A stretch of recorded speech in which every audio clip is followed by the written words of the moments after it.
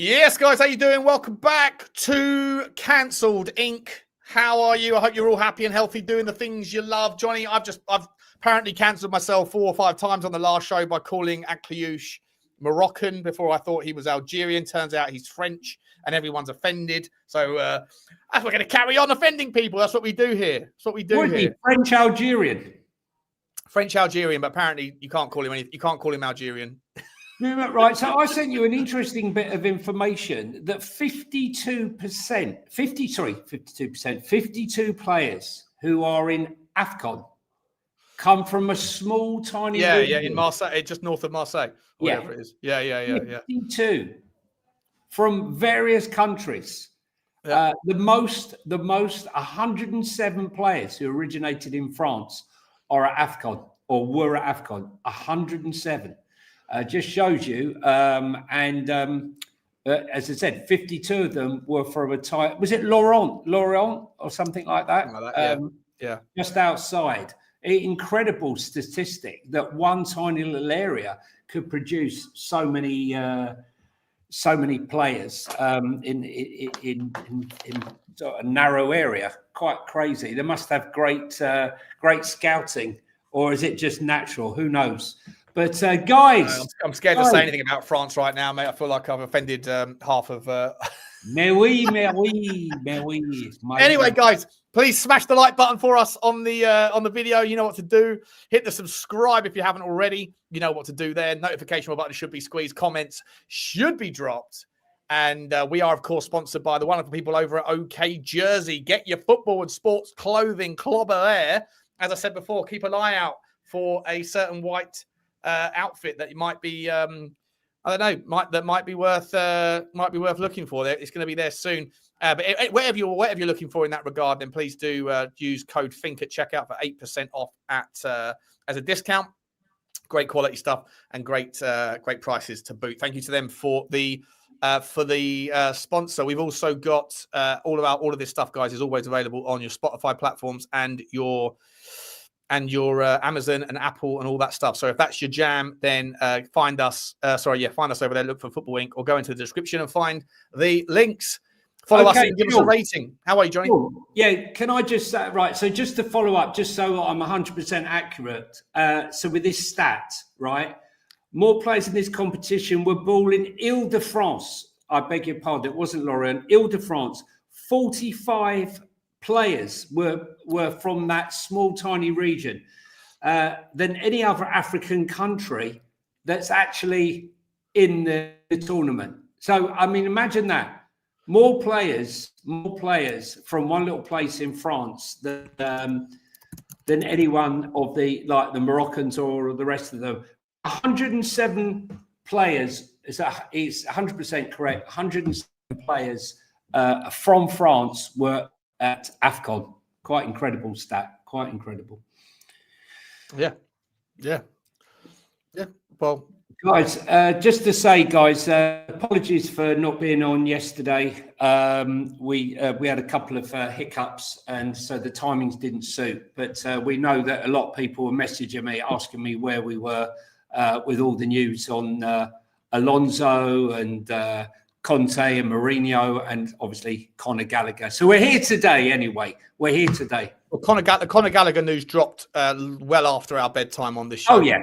It came through at about 7:30, didn't it? 8 o'clock. But big up to all. Big up to you guys. Big up to you, Jordan. Big up to you, everyone. I just dropped the bombshell that I am, in fact, 8% Nigerian, Johnny. I think I told you that before, didn't I? No. The old 23andMe. My brother got it done. My ancestry is 8% Nigerian. We know which part. We know which 8%, if you know what I mean. If you know, you know. Guys, let's get into it. Johnny, let's start. Any place to start, isn't it? Conor Gallagher, mate. I've just been talking about my take on him, so I'll let you say yours. What do you think? Winner. Winner's mentality. Workhorse. Captain. Sort of leader. 51 out of 52 games for Pochettino. You could say Pochettino's first signing for Spurs before he takes the job in the summer. Some would allude to. He's been Spurs have been chasing him now for about 18 months. I personally think he's a very good player. Some people say he's limited. The negative Nancy's out there will say he doesn't know how to progress a pass. It depends which version of Conor Gallagher you see. I quite like a balance between the one I saw at Crystal Palace, which saw him play almost as a 10, and keeping Eze out the team. For those of you that remember that, when he was out on loan, playing fantastic football. He gets pulled back to Chelsea, and under Pochettino, he played more as a holding 6. Interesting. Look, I think he's a plus. He's a massive raid on us. Sorry, raid. Sorry, I just sort of look at the comments, Johnny. I just read the comment. It just came up, just flashed into my brain. Listen, it's a massive rise in our quality in the middle of the park. And personally, I feel that a combination of Paulinho and Conor Gallagher will give Xavi Simons the freedom to play a bit more and concentrate on what he does in the final third. A bit like pass protection for those who watch the NFL. I figure those two offer great screening and defensive attributes, which will allow, if they give the ball quickly to Xavi, that he should be doing his stuff. In my opinion, there should be no excuses now for Xavi with those two in the middle of the park. The only downfall probably is the fact that now Bergvall, when he gets back, will now struggle to get minutes in the team. That for me is a little bit of an issue because I think he has incredible potential. But, you know, you have to fight your way in and it will be good for him. I think he'll learn a lot from Conor Gallagher. I do believe that. His craziness, you know. But I also believe he has a lot of confidence in his own ability. And I do wonder whether or not, if he doesn't get game time, he might falter a way out of the club. I always thought that he was destined to be a top, bigger club than us eventually anyway. But we shall see. It's good. It's good. But it's a drop in the ocean, Sean, of what Spurs need to change the game around. We need a left winger. We need a right winger. And we need an Akalush, that creative midfielder, or the Garcia from Bayer Leverkusen, who we've been linked with. Big fan of him. Hayden Hackney, who Spurs have also been linked with. For me, done really well for Middlesbrough, but a lot of big clubs have been looking at him and haven't committed to him. And I figure that this could be another one that we don't need to touch at this present moment in time. I don't think he's an Adam Walton. I don't think he's an Alex Scott or an Elliot Anderson, personally. I think he's a little bit too slow. So Garcia for me, or Akalush. What about you?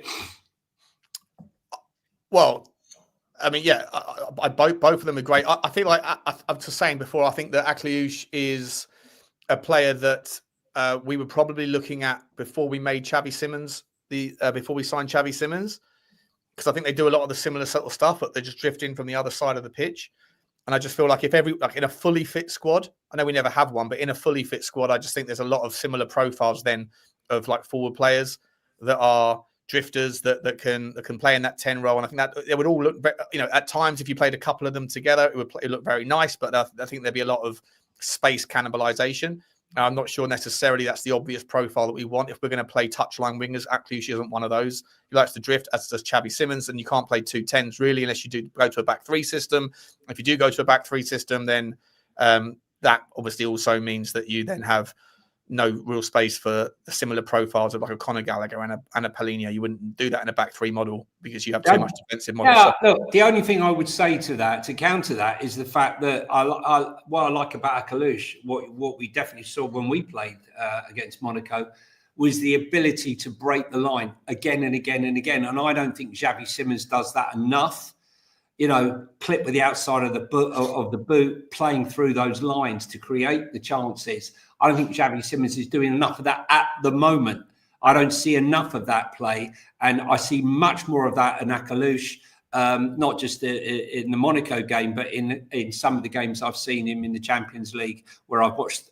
Bear in mind, these are highlights. I've not sat down and watched the entire game, but I see enough of that progressive passing to think, I don't care if there's two of them, Sean. I don't care. I look at the Arsenal bench right now, and Odegaard has come back, and he is the old Odegaard, right? Playing fantastic football, which means that Eze is not getting the chance. But what that does mean, that should he get his chance, Eze knows he has to grab it with both hands, thus meaning he raises his game. I don't like a situation where you only have one player who thinks he waltzes into that team, come what may, even though he doesn't perform. And I think right now, where we are now, is Xavi Simons plays when fit, with no one really challenging him. So I don't have any problem at all signing another creative midfielder at all. I think it's a good thing. Oh, yeah, listen, I'd be more than happy to have Akliouche, of course. I'm just thinking around where the gaps in the squad. Like Arsenal are at a position where they can just add more and more quality, right? Just go and get new profiles. Just keep adding. They've got all the different variety of profiles that they need. There's an argument maybe that they misstepped with Gyökeres because he hasn't done anything yet, but maybe they need another striker or someone. If they did have a striker, they'd be just a different type of profile striker. They would be unplayable. But I don't think Tottenham are there yet. And I'm just saying that in terms of like fixing the first team first and getting those profiles that you need. Like I say, I think that Conor Gallagher is a massive improvement on what we have, but he is a similar style profile to things that we already have. He's just better and more experienced and the leadership and the mentality things. But you go and get an Alex Garcia. Now that sort of player is a profile that we don't have that we absolutely need. Top player, right? And again, on the wing side, do we have enough quality? I mean, you could make the argument, is Odegaard a touchline winger? Yeah. But is he just there? Is he there yet? Not really, right? No. What is Matthias Tell? I believe Matthias Tell is going to get better and better and better. If he already is. He already is, but he's not there yet. Not there yet, right? But what sort of player is Matthias Tell? Is he really a Nico Williams, Rafael Leao, Yan Diamandi type winger? No, I'm not really sure what profile Matthias Tell is, but I certainly I'm looking forward to seeing him develop and becoming whatever it is that he becomes. On the right-hand side, now that you've lost, I mean, Johnson was a different profile altogether. I don't know Johnson wasn't a touchline winger for sure. He's like an off-the-shoulder type of inside forward. But Kudus is certainly a touchline winger for me. But with his absence, Spurs now need to go and get someone else. Is Akliouche a replacement for Kudus? No. He's not the same type of player as Kudus at all. Very talented, but just a different profile, right? So I'm just saying, if you already had a top-draw touchline winger on both sides, and then you wanted to bring in other profiles to add the depth, great. I'm all for it. But for me, until you have a fully built out profile of players that do what you need to do to create good football and also have the defensive reinforcements, then you start layering in the depth. But I don't think we have that fully built out profile of squad. Listen, for me, I would be only too happy to have another right winger and a left winger because I think Mohamed Kudus needs to wake up. Again, there is no competition. Yeah. There is no competition for him. And for me, everything the West Ham fans said about him, yeah, great. Tell us that after 10 games. Let's see where we are. See, this one I think is the biggest bozo that Tottenham are making, the biggest bozo mistake that Tottenham are making right now. Yeah. So let him go for £1.5 million that's it, right? Or €1.5 million, whatever it is. If that's all it's going to cost, €2 million to hijack that move. It's a joke. And you bring him in on loan. Look what he spent on Timo Werner twice. Yeah, but even if it doesn't work out, even if he comes in and he causes mischief, okay, like 6 months later, the season's not going to go that far anyway. But if he comes in and is an absolutely, he's a revolution, like a regenerated version of the old version of himself in the Premier League. I don't really understand where the risk is in bringing in Ademola Lookman. Do they really think he's that much of a donut? Is it the profile of the personality rather than the profile of the player? He just might not fancy coming. Look, I don't know. I don't know exactly what the situation is. We saw the likes of Yan Diamandi and Solis at Club Brugge both say, they'd leave for a big club, but not a club like Spurs, which is a kick in the teeth. So we have to look outside the box. And the fact that we got Conor Gallagher is a good thing, but it's only the start. Going back to Gyökeres quickly, and a lot of people saying that he's a flop and he hasn't done it. When you read some of the reports coming out of Arsenal from the players, a lot of the Arsenal players seem to be saying that the work he does is very much part and parcel of what Arsenal are about. His workload, taking defenders away, creating the space for the Odegaards and Sakas and the less. We as fans, we only look at the goals scored very much. Yeah, or the on-the-ball activity. Yeah, and not the off-ball activity. But with Kudos, I look at both of those because his work, he tends to take players with him, but doesn't help utilize that space because he holds on to the ball too much, and he's not scoring the goals and assists. He's nowhere near the numbers that should be generated for a player of that ilk, in my opinion, at the moment. I hear you, mate. I hear you. I 100% hear you. We've got lots and lots of transfer news, views, and clues to get through, guys. So we're gonna just quickly pause for the super chats, and then we're gonna get into it. There's lots of teams we've got to talk about right now. There's stuff for Brentford. There's stuff for Arsenal. There's stuff for everyone. Goes back on the lips of Arsenal fans and stuff again. It's fascinating. Let's go. Bourbon Buzzard though says, "All right, lads. All right, lads. Do we need another striker? Solanke not fully fit. Mawani not turned up. Richie's leg fallen off again." The answer is yes. Yes. Listen, if anyone says to me, we got Dane Scarlett, please don't say it to me. Say it to your neighbour, say it to anyone, but don't say it to me, please, honestly. Dane Scarlett isn't the man. Yes, 100%. I think we need another striker. Loan with an option, I'm happy with. Yeah. Yeah. For who? For anyone. Oh, for anyone. Loan with an option for anyone. Yeah. Up front, yeah. Yeah, the market's pretty bone dry there. Big up to you, Bourbon. Dean Lord Ciudini, come in. He's done the thing. And with the thing gets the thing. Big up to you, Choo. Big up to you, mate. Choo to you, Dean. I hope you're okay, mate. Always supporting. Thank you so much, my man. Nathan Hallmark. You get a lot of cards, buddy. Yeah, he does. He says, legendary content, fellas. Big up to you, man. Thank you very much. I hope you enjoy it. Appreciate you if you do enjoy it. Thanks for supporting, man. Very, very cool. We try. Eamon O'Shea says, could we grab Lookman still? Well, we did it with Villa. Listen, Johan Lang, if you're not asleep, right, and you happen to be watching, wake up. Look, we try to sign better. I'll call him for you. I'd love to be able to do a Langer impression, but I've never actually heard him speak. So I don't think I could do a fly on the wall Johan Lang documentary. Yeah. No, definitely not. I could definitely do a Fabio Paratici where he meets the young hot bird and ends up in Florence. Hey, this club. Yeah. I want to go home. Big up to Eamon. Thank you very much, my man. Big up to you. Blake says, since we know Frank couldn't sell poontang on a troop train. Sensational phrase. Sean, can we get an impersonation of Frank selling players this project? Look, we like you.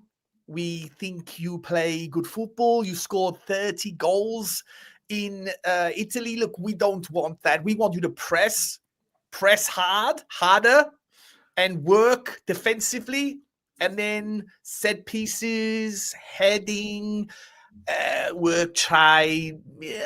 Please come. We really Thomas. You can't talk without the chewing gum. Oh, yeah. Thomas, the chewing gum. He's disgusting. He needs to just close his bloody mouth, bro. Big up to you, Blake. Big up to you, my man.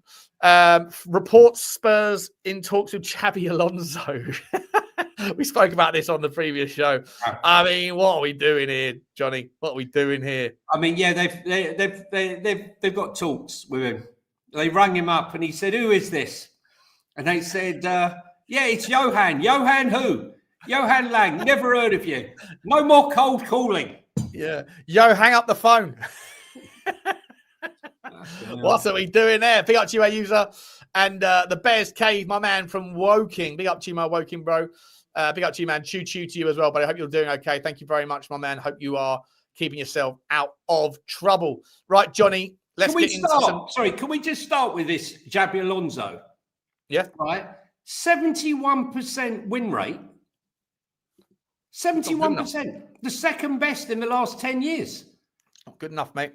You know, this is when the market's changed, when player power. Look, we've spoken about this since the season started. First, it was Vinicius Jr., right? Then it was Rodrigo. Then it was Mbappe, right? Not liking, the instructions that they were being given by the manager. And what we've got here is player power winning out. I mean, I don't know if you watched the Copa del Rey, the final. Yeah, I did, yeah. Great game. Great game. But Mbappe's behaviour at the end there, calling the players away and ignoring him. I mean, I didn't think that. I thought it was quite a close game in the second half. First half, obviously, Vinicius Jr. with that unbelievable goal. But mate, what a player he is, by the way. What a player! He hasn't scored in 19 games, Sean.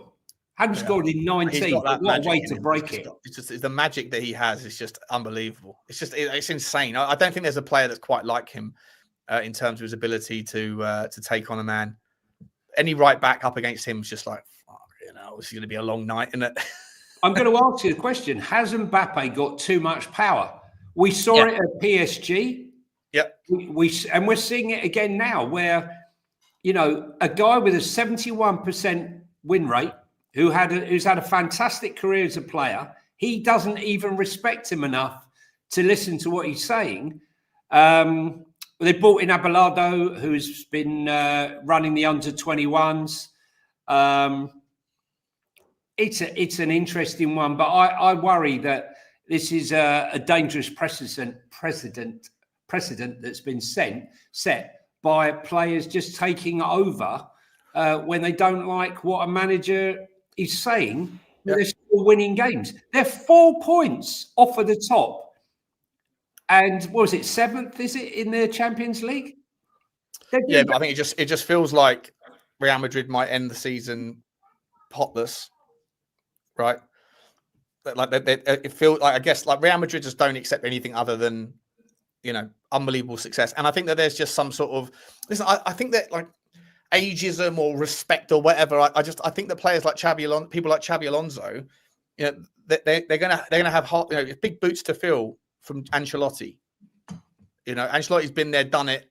Xabi Alonso's done it a little bit in his time. It was unbelievable at Leverkusen, but in terms of his managerial experience, how do you go at Leverkusen? He was, there wasn't the huge profiles of characters. Real Madrid is a place where you've got so many egos, so many big personalities, so many people that are earning extortionate money, so many superstars, whatever you want to call them. And then you've got a guy that's come in that's only got 3 years of managerial experience. He's just not used to that sort of level of complexity of the kind of just managing massive personalities. And obviously, if you don't say it right, if you don't get it right every time, all you've got to do is piss someone off once who doesn't respect you the same way that like Ancelotti just carries that respect, and people get on board and jump and fall in line. But we're talking about an Mbappe. We're talking about an Mbappe who was well behind the demise of Mauricio Pochettino when they had the Galacticos of Neymar, Messi, and it was Mbappe that was, again, causing a lot of the problem. I just think, he's got the second best win stats. It's just mad. The stats are fantastic for him. And I think it's a dangerous precedent that they're sent by allowing the players to win over a manager and one player. Personally, I think it's wrong. And then you flip that onto someone like Jose Mourinho, right, Sean, at Benfica, who lose to Braga in the final, and he's so incensed that he says, right, well, I ain't sleeping tonight, so neither are you. None of you are going home. Yeah. Yeah, you're going to stay in that shithole training complex. He's probably playing rock music all night to make sure they don't sleep, like Motorhead or something, to stop them sleeping. But that's a guy who you daren't challenge him. Do you know what I mean? You daren't challenge him. And the other one, obviously, is the nutter, which is Antonio Conte, who. Yeah, what happened? What happened on that Napoli game? Because that was happening at the same time, wasn't it? Well, yeah. So basically, they didn't award a penalty. Then they awarded a penalty for him standing on his foot, and he went absolutely apoplectic. He went bananas. He was screaming in the fourth official's face. I mean, totally lost it. Kicking the bottle out, got the red card, and was still going mental down the tunnel. Scott McTominay got 2 goals again. Incredible. He's unbelievable. He's having a career out there. But I think he's pushed the boat too far again this time. But no one's going to question him. My point is, players like managers like Conte and Mourinho, and a certain sense to Carlo Ancelotti, that player power shit is not going to work with those 3. So is it a weakness on Alonso or a weakness on the Real Madrid board to not snip it in the bud and say, look, this is the guy. He's producing the results. He's producing the stats. We need to stand by him. But they didn't. I'm sort of a bit of... I don't know, man. I think that it's just, it's the age-old thing, isn't it? Like you can if there's disgruntled players and they're big personalities, what's going to go down better with the Real Madrid fans that are very unforgiving? If something has to move, right? If Mbappe turns around and says, I'm not working with this donut, then for whatever reason, and Mbappe is a bit of a donut, but if he says, I'm not working with Alonso, what's the Perez's of the world going to do? They're going to say, well, it's going to cost us a fortune, and he sells more shirts, and he does this, and he does that. And there's probably a bunch of other players in that clique as well that are of the same mindset. And if it's just causing a bit of disharmony in the ranks, the obvious answer is to make it uncomfortable for Xabi Alonso. Xabi Alonso walked away. I don't think he was sacked, right? I think he resigned. So that's even more of a benefit for Real Madrid, because I'm not sure if there'll be compensation. And then, by the way, we were talking about this a couple of months ago. If Arne Slot continues to act like a donut and not get his results, and we said, who's going to move first, right? If Liverpool sacked Slot to bring in Xabi Alonso, they've got to pay him his compensation, pay Real Madrid their compensation, yada, yada, yada. In the end, Xabi Alonso's left. Are we going to see Arne Slot removed before the end of the season? Big possibility. We've spoken about this as a big possibility. I just think, look, what they've done is they've given it to Abelardo, 21-year-old, under 21 coach. Better to have a yes man with Mbappe calling the shots. If that's what you want at your club, you ain't going nowhere. Let me tell you something. Hansi Flick, what a great coach, mate.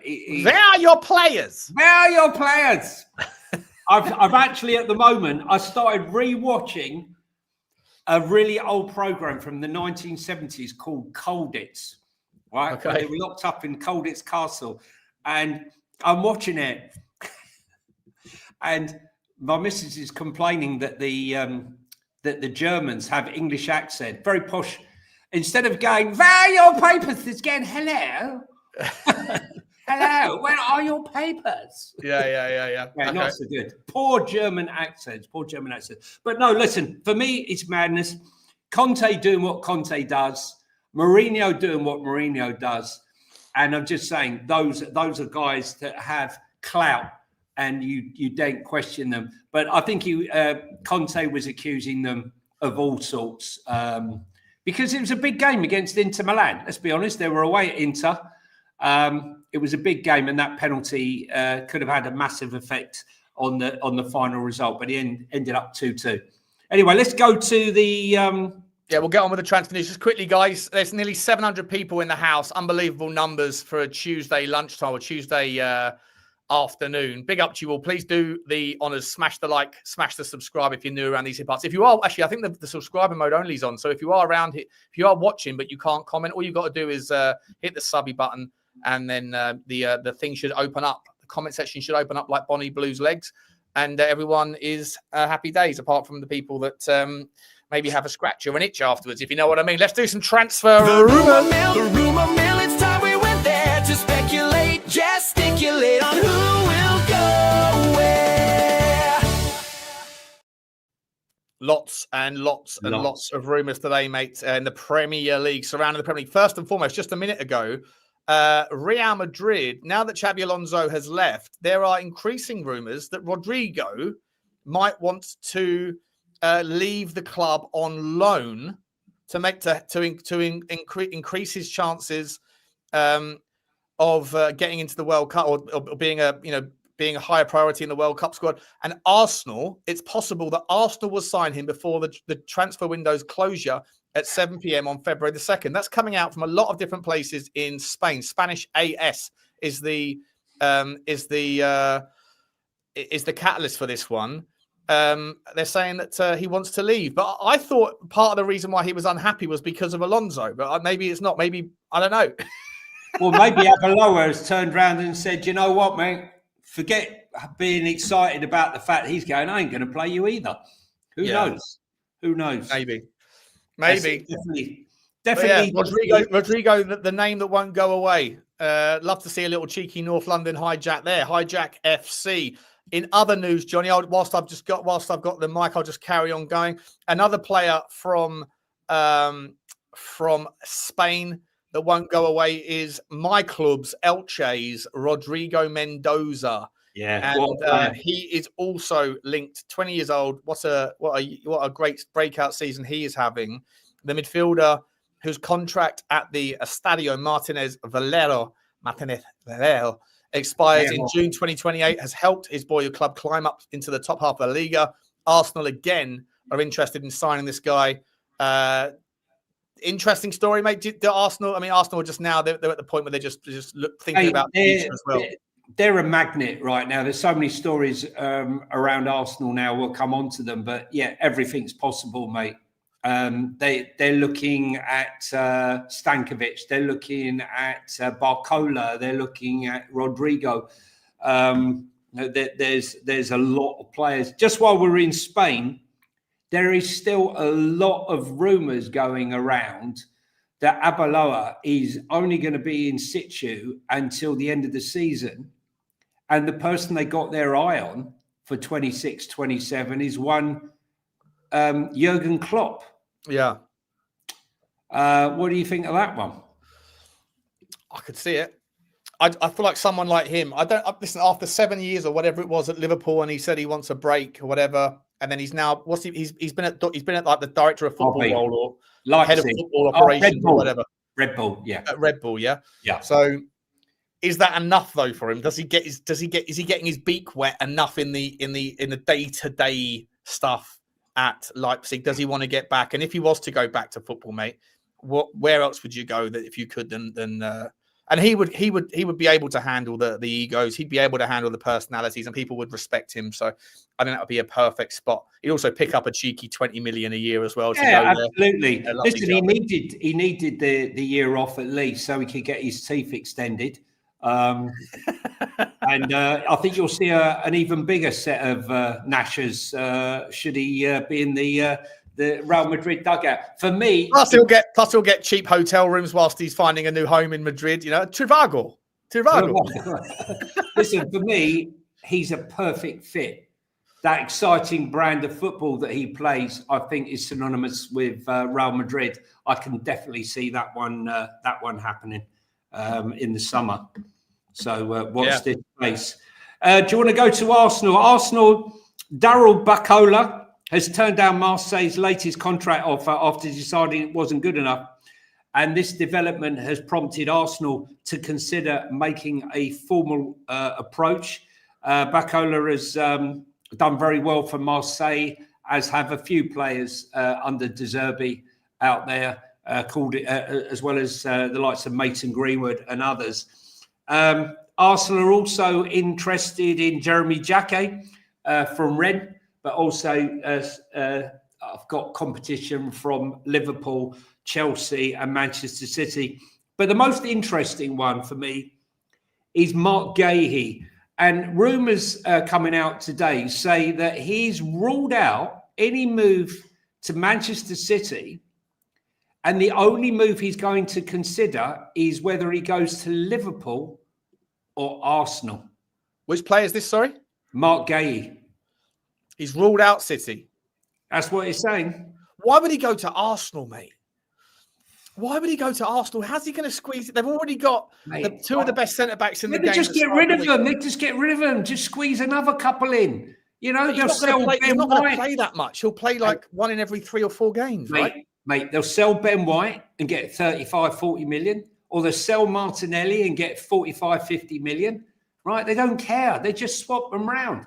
Improve. We had the same when they got rid of Ramsdale and when they got some of the others.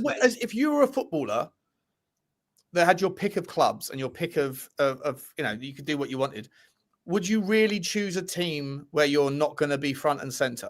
Well, the other centre backs that are in that football club already are better than him. I know he's a good centre back. I've always maintained I think he's overrated. I don't think he's bad. I don't think he's bad. I just think he's not as good as everyone. Everyone thinks that he's one of the best in the world. He's a world class. He's definitely not, in my opinion. But he's not. He's nowhere. He's never going to get in on a permanent spot ahead of Gabriel and Saliba, right? Gabriel and Saliba. I just think, Gabriel and Saliba. Gabriel and Saliba, sorry. Listen, they got Mascara. What's Saliba's first name? I forgot. I've just gone now. Man, a mind blank. They're not on personal terms. William Saliba, that's it. William Saliba, yeah. William. Look, I think Mark Gay is a top player. Listen, did they need Mascara? Did they need another Hincapié? They got Calafiore. They've got Skelly. Honestly and truthfully, they're inundated. But I think Mark Gahey's a good player. I still think player, but go to Liverpool. No, I think he's a really good player. I think he should go to Liverpool. Yeah, go to Liverpool. You're going to play every game, right? Mate, he's got a lot of mates that are at Arsenal. Okay, bro. Yeah. Right. Anyway, look, I rate him. I rate him highly. Always have done. When I first saw him at Chelsea, as a young player at Chelsea, he reminded me a bit of a young Ledley King. I'm not saying he's a Ledley King, but I would say he's a very, very good defender, and he's a very good leader and level-headed captain of Crystal Palace. And he's been behind, a lot of what they've been doing in the last 18 months. So it'd be interesting to see. So we were talking to me, the only logical place is go to be the Rock at Liverpool. Well, that's what I would say as well. The other player, we were talking about players who I would take on loan. This is one player I would 100% take on loan, and that is England and Roma striker Tammy Abraham. Still only 28 years of age.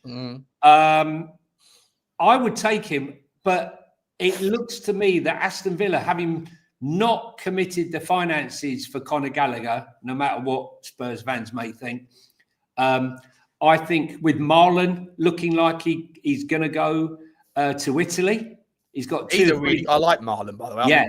Well, he's going to go to Italy, and he's got 2 or 3 clubs fighting for his signature.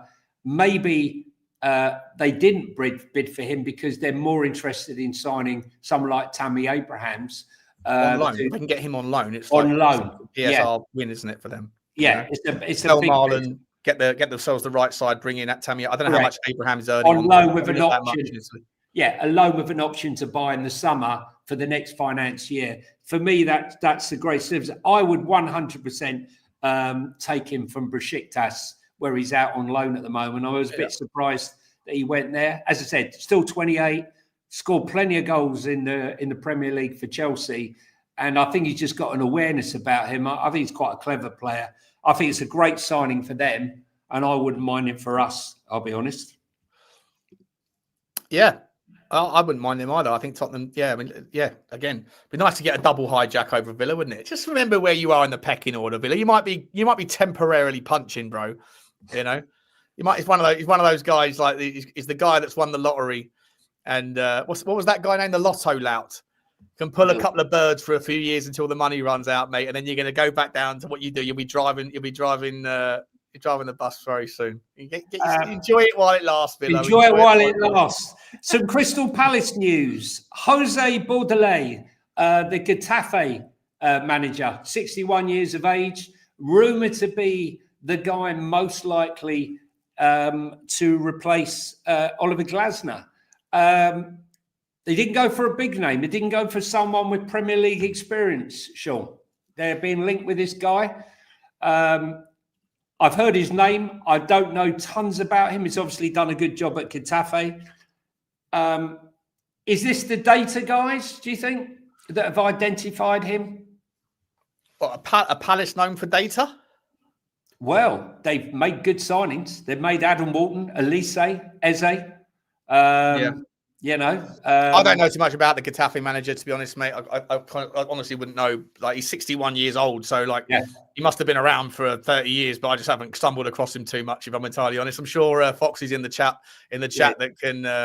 Foxy probably knows his life story. Was it Sam hating on Villa? Crazy work. Mate, the reason I hate on Villa so much is not really because of the little rivalry that doesn't really exist between Tottenham and Villa. It's mainly because Sava and Henry and I had a huge debate about Villa about 2.5-3 years ago, and it turns out that they were right and I was wrong. Temporarily. So I have just a personal vendetta against Villa. I need to see them collapse so that I can go back to Sava and Henry and say, remember that Villa that you loved so much? Where are they now? Yeah, Dapper Sure saying he's a late bloomer at 61. See, there's still time. We've all got time on our side. We've all got time to still. I thought they would go for a younger manager, but obviously not. Or someone proven. Look how well Gasperini did late on at Atalanta, right? And then he got the move, didn't he, from there? And he's 68? So, sometimes an older, wiser head that's been there and seen it knows how to handle the various challenges. But yeah, I don't know too much about him, but that'll be an interesting one to follow. Maybe if those links heat up, we'll do a bit more research on him. Do you think Glasner's falling off with Crystal Palace at the moment, a lot due to their injury and overplaying the short squad, might affect him getting the Man United job permanently? Maybe. I mean, look, I think you have to.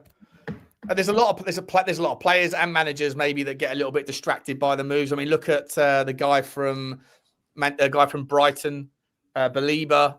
Has his form dipped because of the failed move to Manchester United? Look at Isak. Alexander Isak. He hasn't exactly had a great. I know he's injured now, but hasn't had a great stint first few months at Liverpool. Was that because of all the drama and everything else that came with it? Probably it upset him. Threw him off kilter.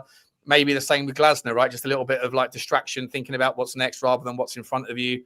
It's what they always say, right, Johnny? Put one foot in front of the other and the body will follow. But if you're thinking about what's up the road rather than what's in front of you, you can fall into potholes pretty quickly. And maybe Glasner's just a little bit, Yeah, maybe he's... Listen, Foxy, we always knew you'd come good, mate. He's put, yes, Jose Bordelais was born in Alicante, had a tough life managing Alicante and Benidorm. Can imagine what that must have been like. But made it to the promised land with Elche and Getafe. And this would be a big move for him. Sam, you're always chatting in the chat, always got plenty to say as a Man United fan. Tell us who would be your number one choice as Man United manager.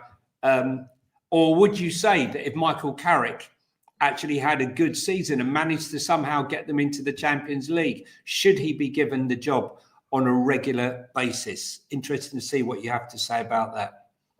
Yeah. Thinking 2 trophies in 25 years is a big club energy, more like little dick. Do you remember this man? This man was a moderator at the start of our channel, mate. We had to take it away. Let's take it away by popular request. Everyone's like, "Why is he a moderator? He's just trouble." Didn't know. Big up to you, Sam. Mate, an interesting one for Brentford. Here's a name for us. Maybe we should bring him on as a guest. Matteo Cancellieri. That's what we are every day, Cancellieri. See if we can get him to sponsor the channel. Matteo Cancellieri. He is linked, a 23-year-old winger, second striker winger for Lazio. Go Lazio. Good-looking geezer, good-looking kid. He looks like a model more than he does a footballer. Mate, but if you don't know who he is now, I can guarantee you by this time next season, we'll be going, where did they find him from? Yeah. And the 18-year-old, 19-year-old striker they've just signed from Club Bruges or Brugge. Igal, was it? Oh, no, not him. What was the guy's name? Bodie, wasn't it? Bodie or something? I can't remember his name. A 19-year-old going straight into the Spurs team squad. Brentford are just going to do it again. I just feel they're going to do it again. K Furo is his name. K Furo. 18, has played in 8 games for the Belgium side this season, having made his senior debut in August. They're also interested in that. I think his name's Igial or I think something like that. Iago. That's it. The Flamengo centre back. Yeah. We know he's going to be an absolute monster in a couple of years. Just go and get the same guy. What was it? 8 million a bag of crisps. I mean, we know that he's going to be 50, 60 million come a year's time. Igor Thiago, 35 million. That's massive money for Brentford to spend. But it was money very well spent. Very, very well spent. Okay, what else have you got? Because I'm here when Spurs lose. That's why you're here quite so often then. He's a regular. A regular. Manchester United are increasingly linked with Kenan Yildiz, but it keeps raising his head. I don't think it's going to happen now, but Bruno Fernandes, I think if it doesn't happen in January, which I don't think it can right now, I think he's gone in the summer, mate.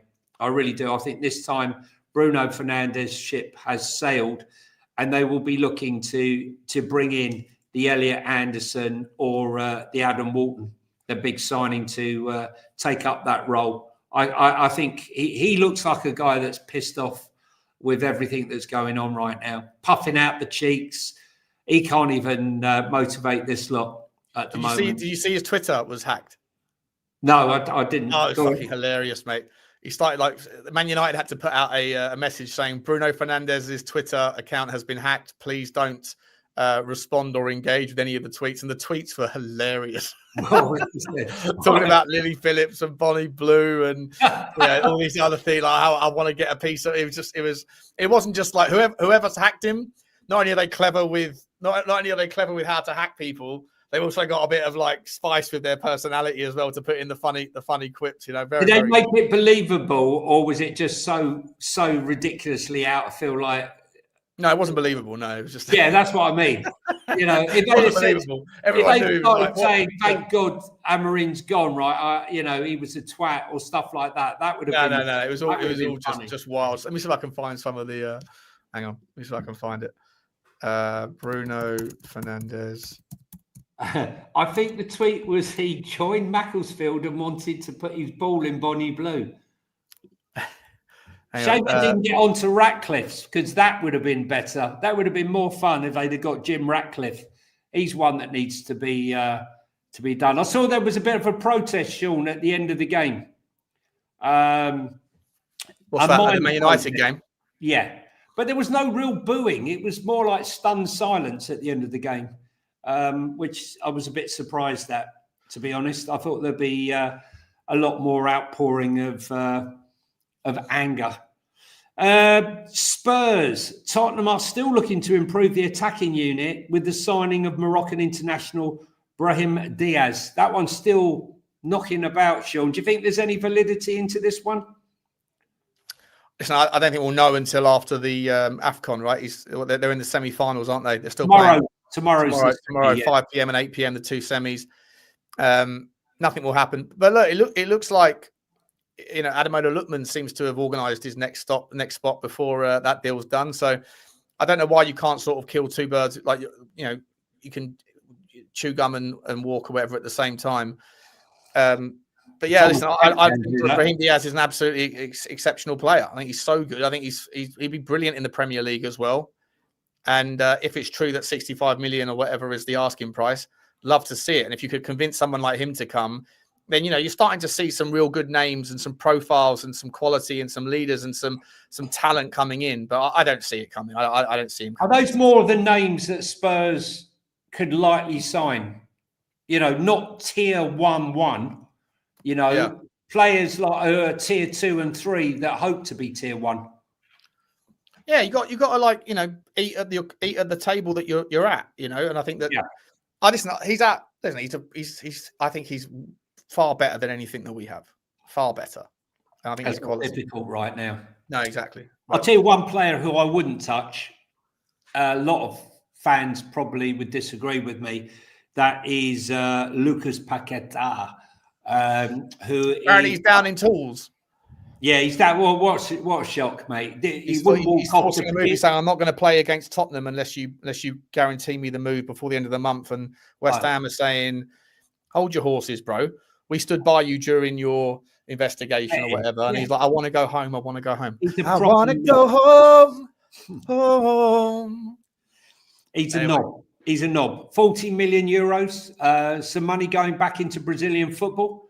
They're trying to keep. There's a lot of money over there, mate. There's a lot of money.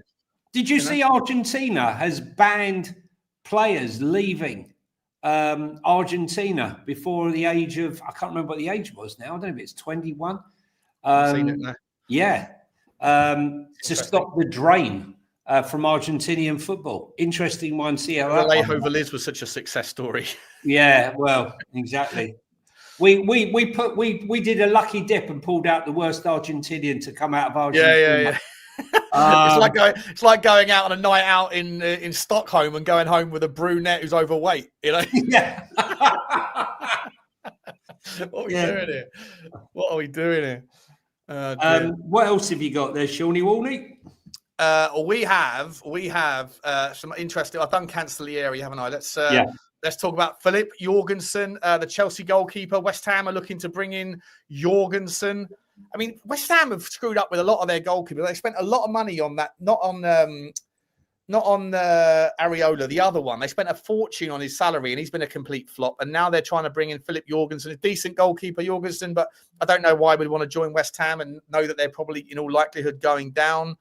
Another news goalkeeper, James Trafford, is being linked to, according to The Guardian. Newcastle have not yet given up hope that James Trafford will move to the club, having pursued the player before he joined Manchester City. What do you think about James Trafford, mate? Would you take him? Look, the version of him that I saw, was he at Burnley, wasn't he? Yeah. The version of him at Burnley I thought was really, really impressive. But the version of him I've seen when he's played at Manchester City, I think he's got a bit of that bozo gene, or at least he just got a little bit against Tottenham in the one of the first games of the season. He really screwed the pooch. He made a couple of calamity sort of moments. He is homegrown. I think that there's a lot of teams that have got dwindling homegrown numbers, and so are sort of struggling in that regard.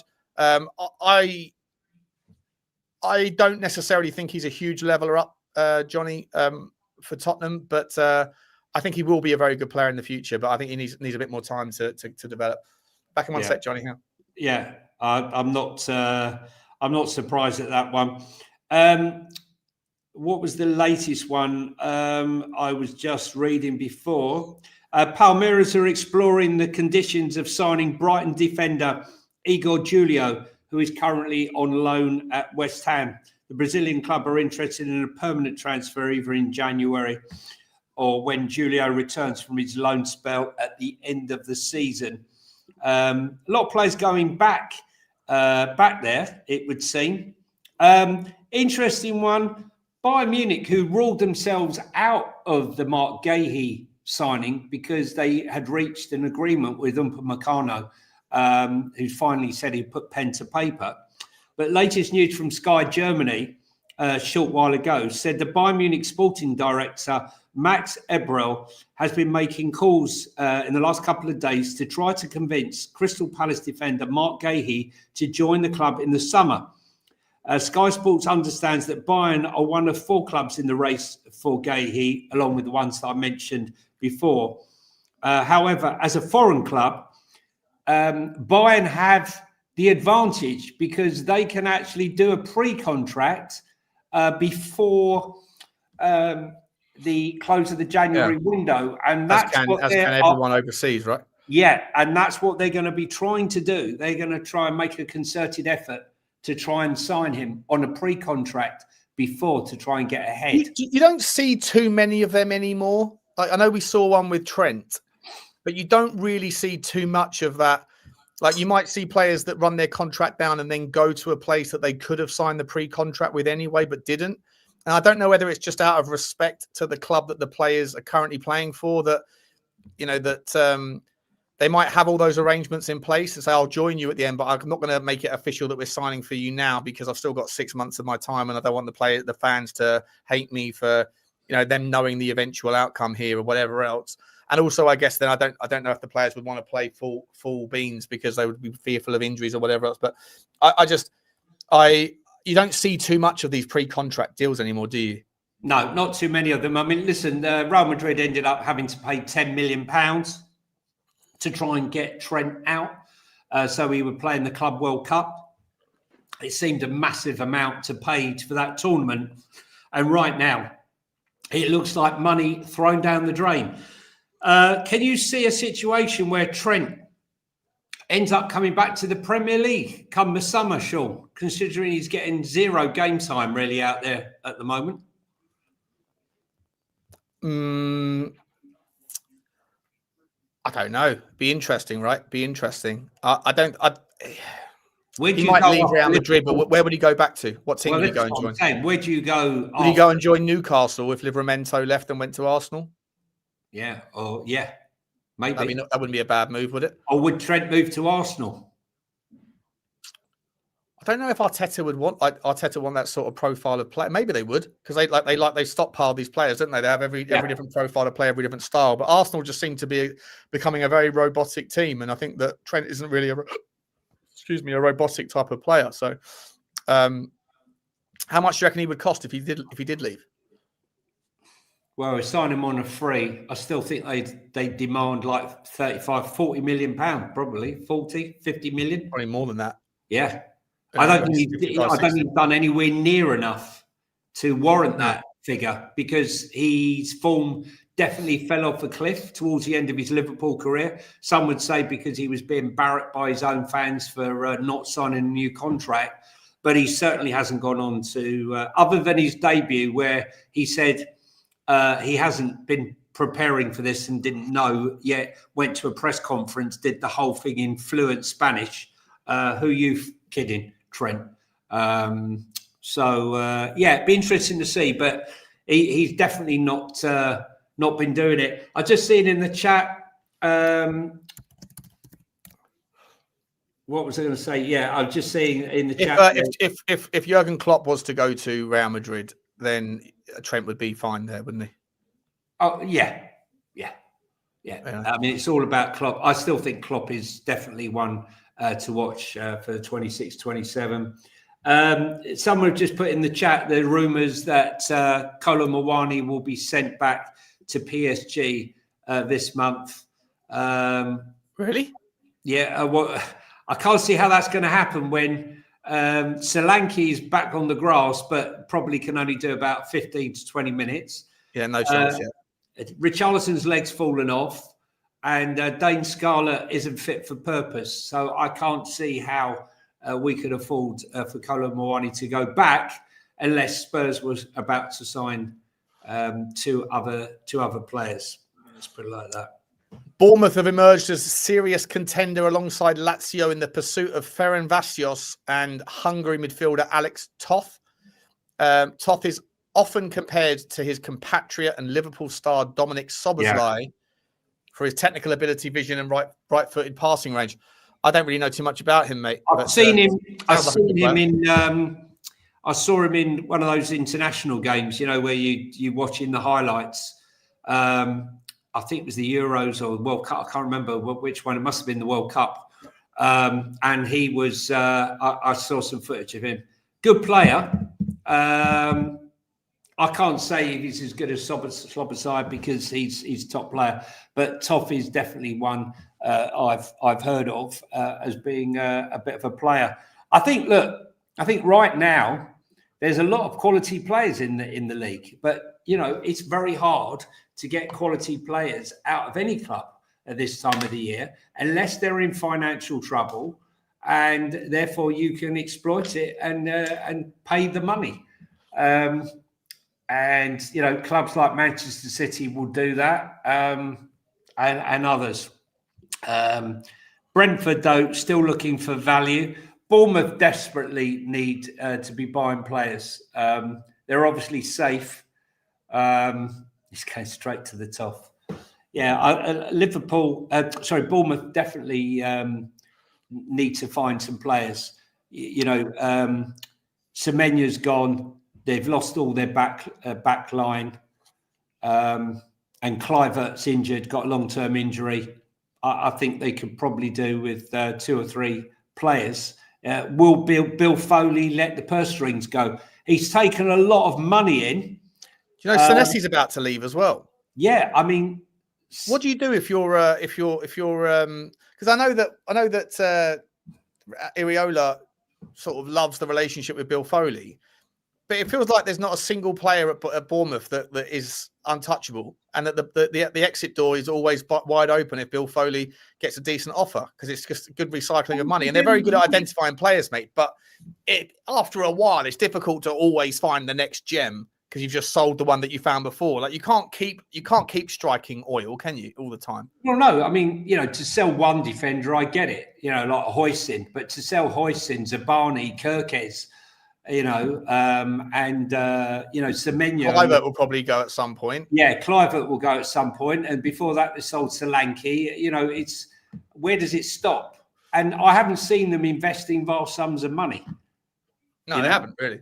That's what I mean. And you can't like there's a limit to how good how high you can grow. If you like Brighton and Brentford, for example, like they're not going to be able to break in consistently into the next level if they always are a conveyor belt of talent. And part of the model is great because it's easy to sell the story to the youngster who's got all the talent in the world, because you are a stepping stone football club. But that whole story relies on you having the next spot available, right? So you can sell to that next kid, look, you're going to play because this guy's moving on. But the second that you stop selling your best players, then you can't always find the next players to come in. It does become a bit of a bottleneck on your own success if you constantly look for the big payday, But I think that's the point there. If you're going to get all these talented players in, you have to promise them that if a good opportunity comes along, we won't stand in your way. Can I ask you a question? Do you think, we talked about Aston Villa doing deals that sort of to manipulate FFP and PSR. Do you think Donnell Marlon's move to Roma, when there was interest from Atletico Madrid and Juventus, is just very convenient when you tie in the fact that Tammy Abraham, they can get on loan to do a deal? I mean, they get the 20 million in from Roma on the book. From Roma, and at the same time take Roma Abraham, but only pay a loan fee until the next booking accounts. I think there's a deal being done here between the two clubs that suits Aston Villa, because quite possibly, because they get a striker, they want, but maybe from a finance point of view, them getting the 20. It's rumoured around about £25 million for Marlon. I don't know what sort of deal they'll strike with Tammy Abrahams, but we shall see. I think there's something going on there with the arrangement with the finances. No sign yet of Conor Gallagher being signed, but I'm not worried about that. I think he's having his medical today. Yeah, he's having a medical. I know most Spurs fans are worried. They're holding a vigil just in case he gets injured during the medical, which is entirely possible with Spurs. Got any other one, Sean? Well, yeah, just in the last hour, Radu Dragusin has been linked, according to Mirko Di Natale, whoever he is. I think he might work for Corriere dello Sport. Yeah. Radu Dragusin has been linked to Roma, to Napoli and to RB Leipzig, despite other conflicting reports saying that Tottenham Hotspur have said, no, you're not leaving, to all of them. But the agent just keeps throwing his sound bites out there. Keeps saying he's such a donut. Such a donut. I've never known an agent talk as much as Radu Dragusin's agent. Because it's his prize asset, isn't he? He's got his only asset, Sean. Probably his only asset. Yeah. Well, I think he works for an agency that has a very close relationship with Roma, which I think is sort of similar to like CAA Base and Tottenham. Right. Whatever the company name that he works for, it's 2 letters, then 2 numbers. It's like CS18 or AZ19 or something like that. Whoever that is, that agency. Sounds like a political movement. Yeah, sounds like it, doesn't it? Yeah. Well, it sounds like I think that's about us done, mate. I think that's about us done for the. Just quickly, we have to do thoughts on tonight's Carabao Cup semi-final, Manchester City versus Newcastle. Yeah. Newcastle first leg.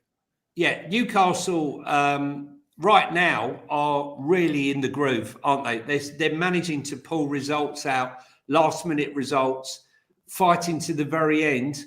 And Manchester City sort of struggling a bit. Yeah. What are you thinking? Yeah, sorry. What are you thinking, Sean? I think Manchester City. I don't know. Manchester City will probably. They're in the semi-final stage now. They are in a bit of a sort of dip, aren't they? They're not really able to get much over the line. I think that I still think City will come away the winners of the game. It's at City tonight, isn't it? The first. Yeah, leg, I'm just wondering whether Newcastle will end up beating City over the 2 legs. Oh, no, I think they might do over the 2 legs, but I think tonight there might be a goal in like a 2-1 victory to City, but then Newcastle take them back to their place and beat them by 2 goals or something. I think Newcastle will probably go through. And listen, if Newcastle win back, if they win and then defend the Carabao Cup, that's a fantastic achievement for them and for Eddie Howe. Yeah. You know, I'm going to go for a draw tonight and a win for Newcastle at their ground. They just keep pulling out those victories. I think they beat City. I might be wrong. I think they beat City earlier on in the season. Sean's always getting visitors to the door. He actually runs a visitor set. I run a side gig of taking Chelsea's new signings on loan in storage until they're ready to go into the training room over there. You know, yeah, it's full at the moment. So if you're looking to send any more players to Sean's reception centre, I wouldn't bother. I got to go, Johnny. I've got to go, mate. Right, hit the like button, hit the subscribe button, and if you're listening on audio, guys, please hit the follow button. St James's tonight. If that's it's the case, St James's. I beg your pardon. I beg your Newcastle pardon. At Man City. So therefore, I'm going to go for a 3-2 Newcastle win tonight. You, Sean? 2-0 Newcastle, and be a good game. I just look forward to it, guys. Smash the like, smash the subscribe. Notification button should be squeezed. Thanks to everyone. Please check out OK Jersey as well. You know why. Wink, wink, nudge, nudge. And Johnny, I will see you later on. And we will see you guys tomorrow. We will be back 100%. Goodbye from me. Goodbye from him. Bye. Bye.